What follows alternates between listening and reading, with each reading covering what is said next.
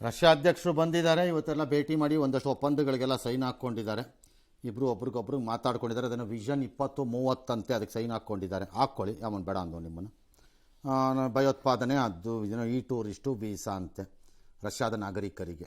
ಸರಿ, ಗುಂಪು ವೀಸಾ ಅದೇನಿನ ಮಾಡಿದ್ದಾರೆ, ಏನೋ ಮಾಡ್ಕೋತಾರೆ.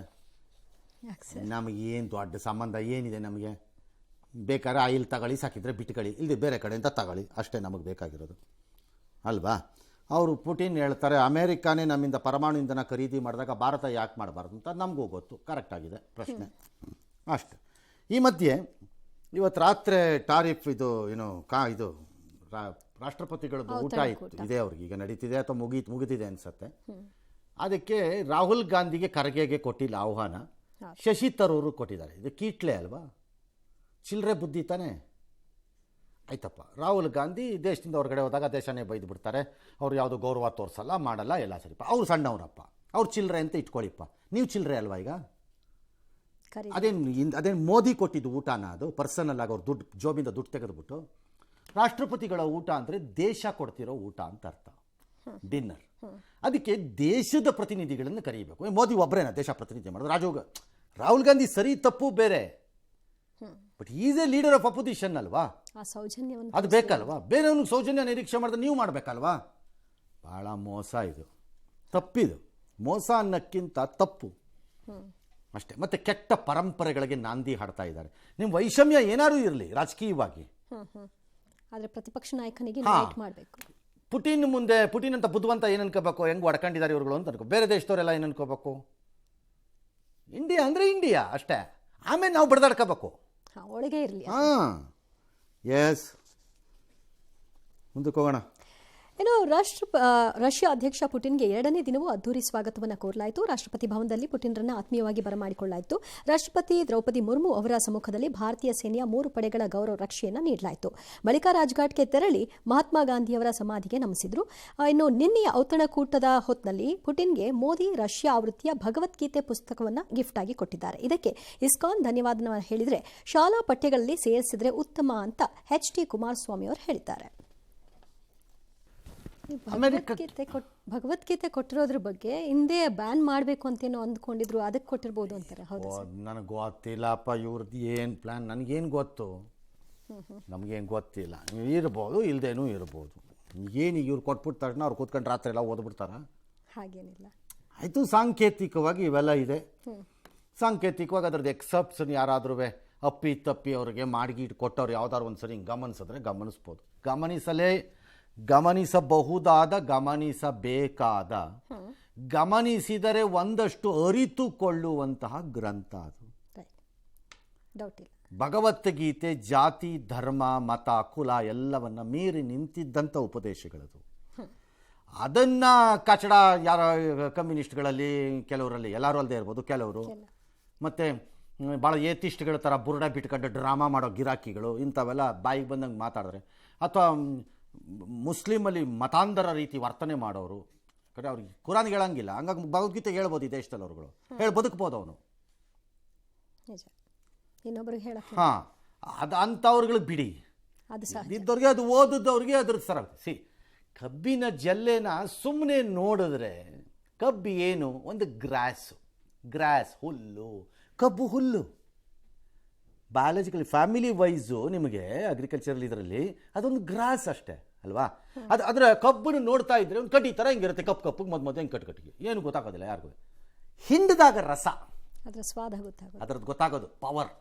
ಹಾಗೆ ಭಗವದ್ಗೀತೆ ಹಿಂಗೆ ಹಿಡ್ಕೊಂಡ್ರೆ ಬರೀ ಪುಸ್ತಕ ಓದಿದ್ರೆ ಗೊತ್ತಾಗೋದು ಜ್ಞಾನೋದಯ ಏನಾಗುತ್ತೆ. H1B ವೀಸಾಗೆ ಅಪ್ಲೈ ಮಾಡೋ ಭಾರತೀಯರು ಅಥವಾ ಯಾರೇ ಆಗಿರ್ಬೋದು, ಇದು ಬರೀ ಭಾರತೀಯರಿಗೆ ಅಂತಲ್ಲ. ಅಮೇರಿಕಾ H1B ಮತ್ತು H4ಗೆ ಎರಡಕ್ಕೂ ಒಂದಷ್ಟು ನಿಯಮಗಳನ್ನು ಬದಲಾಯಿಸಿದೆ. ಯಾಕೆ ಅಂತಂದರೆ, ಅವ್ರ ದೇಶಕ್ಕೆ ವಿರುದ್ಧವಾದಂಥ ಸಾಮಾಜಿಕ ಜಾಲತಾಣಗಳಲ್ಲಿ ಇವರೇನಾದ್ರು ಸಕ್ರಿಯವಾಗಿದ್ದರೆ ಅದನ್ನು ಟೆಸ್ಟ್ ಮಾಡೋಕ್ಕೋಸ್ಕರ ಅದರದ್ದು ಡೀಟೇಲ್ಸ್ ಎಲ್ಲ ಅವ್ರು ಕೊಡಬೇಕು. ಅವ್ರು ಓಪನ್ ಮಾಡಿ ನೋಡ್ಕೋತಾರೆ, ಪ್ರೈವೇಟ್ ಮಾಡೋ ಹಾಗಿಲ್ಲ. ಭಾಳ ಜನ ಅದನ್ನು ಡಿಲೀಟ್ ಮಾಡಿಬಿಟ್ರೆ ಆಗತ್ತೆ ಅನ್ನೋದು ಲೆಕ್ಕಾಚಾರದಲ್ಲಿ ಇದ್ದಂಗಿದೆ. ಅದು ಆಗಲಿಕ್ಕಿಲ್ಲ ಅಂತೆಲ್ಲೋ ಕೇಳಿದ್ದೀನಿ ನಾನು. ನೋಡ್ಕೊಳ್ಳಿಪ್ಪ ಯಾವುದಕ್ಕೂ. ನಂಗೆ ಗೊತ್ತಿಲ್ಲ, ಐ ಡೋಂಟ್ ನೋ, ನನ್ನ ಟೆಕ್ನಿಕಲಿ ನನಗೆ ಅಷ್ಟೊಂದು ಇದಿಲ್ಲ, ಹಾಗಾಗಿ ನನಗೆ ಗೊತ್ತಿಲ್ಲ ಅದು.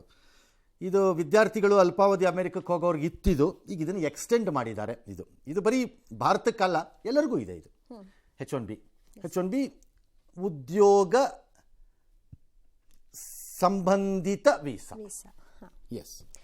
ಇನ್ನು ರಾಜ್ಯ ಸರ್ಕಾರದಲ್ಲಿ 63% ಭ್ರಷ್ಟಾಚಾರ ಆರೋಪಕ್ಕೆ ಸಂಬಂಧಪಟ್ಟ ಹಾಗೆ ಪಬ್ಲಿಕ್ ಟಿವಿಗೆ ಉಪಲೋಕಾಯುಕ್ತ ನ್ಯಾಯಮೂರ್ತಿ ವೀರಪ್ಪ ಸ್ಪಷ್ಟನೆ ಕೊಟ್ಟರು. ನಾನು 2019ರಲ್ಲಿ ಆಗಿರೋ ಸರ್ವೆ ಉಲ್ಲೇಖಿಸಿ ಮಾತನಾಡಿದ್ದು, ಇಂತಹ ಸರ್ಕಾರದಲ್ಲಿ ಭ್ರಷ್ಟಾಚಾರ ಅಂತ ನಾನು ಎಲ್ಲೂ ಹೇಳಿಲ್ಲ ಅಂತ ಸ್ಪಷ್ಟಪಡಿಸಿದ್ರು.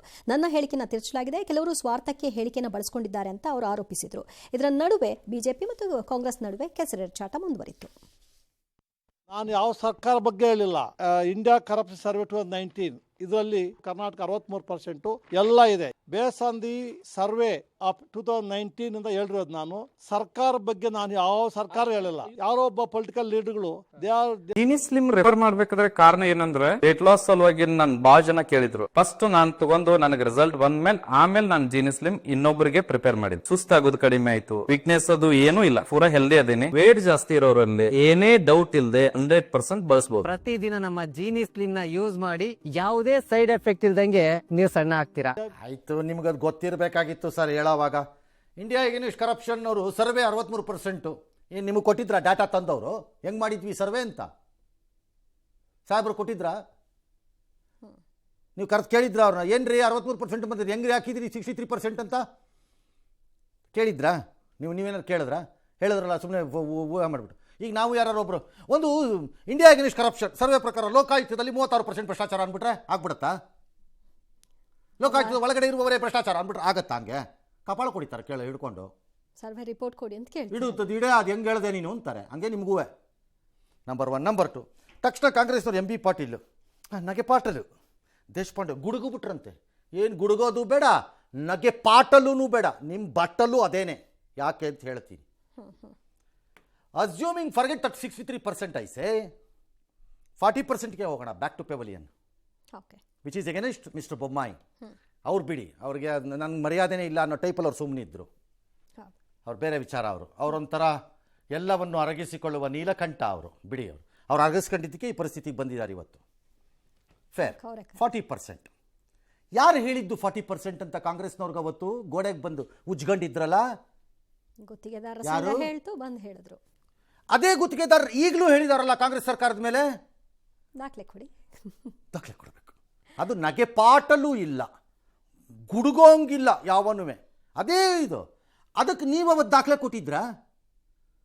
ಹೇಳಿಕೆನೇ ದಾಖಲೆ ಆಯ್ತಾ? ಹೇಳಿಕೆನೇ ದಾಖಲೆ ಮಾಡ್ಕೊಂಡಿದ್ರಲ್ಲ ಅವತ್ತು. ನೀವು ಬುರುಡಗಿರಾಕಿಗಳಲ್ವಾ? ಇವತ್ತು ನೀವು ಸತ್ಯಹರಿಶ್ಚಂದ್ರ ಮೊಮ್ಮಕ್ಕಳ ಹಂಗಾರೆ. This is why I tell. ಎಲ್ಲರೂ ನೀವು ಒಂದೇ ನೀವು ಅಂತ. ಅವತ್ತು 40% ಗುತ್ತಿಗೆದಾರರು ಹೇಳಿದ್ದು ಬರೆದಿದ್ದ ಕಾಗದಾನೇ ಭಗವದ್ಗೀತೆ. ಪರಮ ಪವಿತ್ರ. ಅದೇ ಪವಿತ್ರವಾದಂತಹ ಪತ್ರ. ಅದಕ್ಕೆ ಉತ್ತರನೇ ಇಲ್ಲ, ಬಿಡ್ರಿ ಆಗೋಯ್ತದು ಅಂತ. ಈಗ ಅದೇ ಗುತ್ತಿಗೆದಾರರು ಹೇಳಿದಾಗ ಇಲ್ಲ ಸಂಬಂಧ ಇಲ್ಲ, ಅದರ ಮುಟ್ಟಂಗಿಲ್ಲ, ಕೇಳಂಗಿಲ್ಲ. ಯೋಗ್ಯತೆಗೆ BJPಯವ್ರಿಗೆ ಇದನ್ನು ಹೇಳಕ್ಕೂ ಬರಲ್ಲ, ಅಯೋಗ್ಯರ ಥರ ಆಡ್ತಾರೆ. ಅಲ್ಲೆಲ್ಲ ಬಂತಂತೆ, ನೋಡಿದ್ರಂತೆ, ಹೇಳಿದ್ರಂತೆ. ಎಸ್.